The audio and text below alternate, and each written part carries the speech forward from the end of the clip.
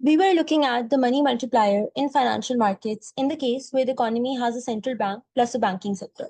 We discussed the understanding of the money multiplier, the formula for the money multiplier, the interpretation of the money multiplier, and how the money multiplier relates changes in monetary base to changes in money supply.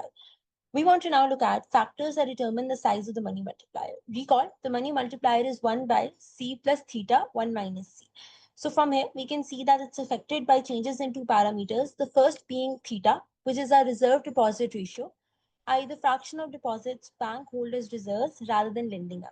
The second being the parameter C, which is the fraction of total money demand held as currency. This is our currency demand coefficient.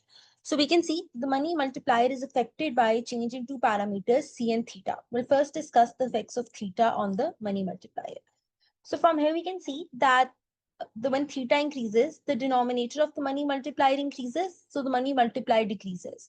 Because when we have a fraction, when the denominator of a fraction increases, the value of the fraction goes down. So here theta appears in the denominator of our fraction. So when theta increases, the denominator increases, so the value of the money multiplier goes down. But now let's look at the economic reasoning behind why, when theta increases, money multiplier decreases. For this, let's recall the banks create money by making loans using the deposits they receive. As when they make loans, they create new deposits and new currency in circulation, which is new money. Because remember, our money supply is currency in circulation plus deposits. So when banks make loans using the deposits they receive, they create new deposits and new currency in circulation, which is new money. So now when theta increases, so now a larger fraction of deposits are held as reserves and banks are making less loans. Therefore, therefore, there's less creation of new checkable deposits and new currency in circulation, which is new money.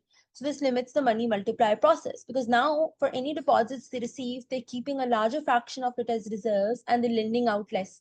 So there's less creation of new checkable deposit money, right? So this limits the money multiplier process. We can understand this with a simple example. Suppose a bank has 1,000 additional reserves from a new deposit it received of 1,000.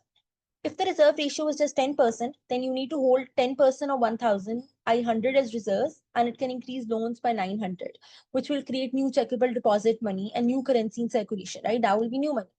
But if the reserve ratio were 50%, then the bank holds 50% of 1,000, 500 as reserves, and could only increase loans by 500. Now it can only create 500 worth loans, right? Thus, the high reserve ratio limits the extent to which banks can create money because the loans that it will make, that will lead to the creation of new checkable deposit money and new currency in circulation, right?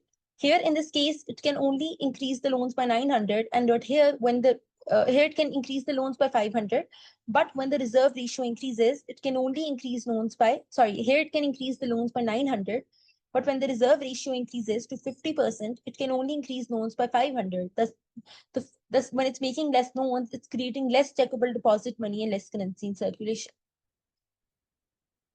So thus an increase in theta reduces the value of the money multiplier, and we've discussed the economic reasoning behind it too, which lies in the fact and understanding that theta is the fractional deposits bank hold as reserves.